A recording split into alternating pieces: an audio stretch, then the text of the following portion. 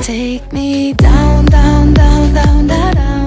আয়নাবাজির মতো ব্লকবাস্টার সিনেমার প্রস্তাব পেয়েও অভিনয় করলেন না বিদ্যা সিনহা মিম, তাও আবার চঞ্চল চৌধুরীর বিপরীতে অভিনয়ের সুযোগ। কেন এই সিদ্ধান্ত দিলেন মিম, আর পরাণের পর কেন ফিরিয়ে দিলেন একের পর এক সিনেমার প্রস্তাব?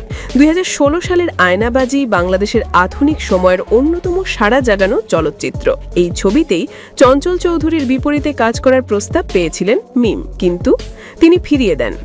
সম্প্রতি এক পডকাস্টে মিম বলেন, চরিত্রটা আমার সঙ্গে ঠিকমতো মেলেনি, তাই আমি না করে দিই। পরে ছবিটি সুপারহিট হলে পরিচালক অমিতাভ রেজা মজার ছলে বলেন, তুই তো করলি না, কিন্তু ছবি তো হিট হইছে।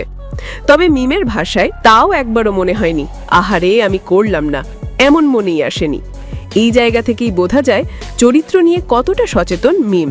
তৌকির আহমেদের ফাগুন হাওয়ায় দেশভিত্তিক একটি ইতিহাস নির্ভর সিনেমা, সেখানে কাজ করারও প্রস্তাব পেয়েছিলেন মিম, কিন্তু সময় মতো জিদ্দার প্রোডাকশনের শিডিউলের সঙ্গে মেলেনি তার সময়, ফলে সেটিও আর করা হয়নি।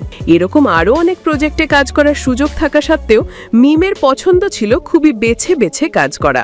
2022 সালে পরাণ দিয়ে ঢালিউডে বাজিমাত করেছিলেন মিম, তবে তারপর প্রায় 20টিরও বেশি সিনেমার প্রস্তাব পেয়েছেন, কিন্তু একটিও করেননি। মিম বলেন, কিছু স্ক্রিপ্ট তো পড়িই না, প্রোডাকশন হাউসের নাম শুনেই আগাই না, আমি যেমন প্রজেক্ট চাই সেরকম পাচ্ছি না। তিনি আরও যোগ করেন, চাইলেই হয়তো 70-80টা সিনেমা করতে পারতাম, কিন্তু আমি করছি না, কারণ আমি কোয়ালিটি প্রেফার করি। এই জায়গা থেকেই বোঝা যায় তার ক্যারিয়ারের দায়বদ্ধতা। 2007 সালে লাক্স চ্যানেল আই সুপারস্টার হওয়ার পর 2008 সালে হুমায়ুন আহমেদের আমার আছে জল দিয়ে বড় পর্দায় অভিষেক। এরপর একে একে তিনি উপহার দিয়েছেন আমার প্রাণের প্রিয়া, তার কাটা, পদ্মপাতার জল, দামাল এবং সুপারহিট পরাণ। 2023 সালে তার সর্বশেষ কাজ ছিল সিনেমা মানুষ। এই দীর্ঘ ক্যারিয়ারে মিম কাজ করেছেন প্রায় 21টি সিনেমায়, তবে তার মানসিকতায় এখন স্পষ্ট, সংখ্যা নয় মানই মুখ্য।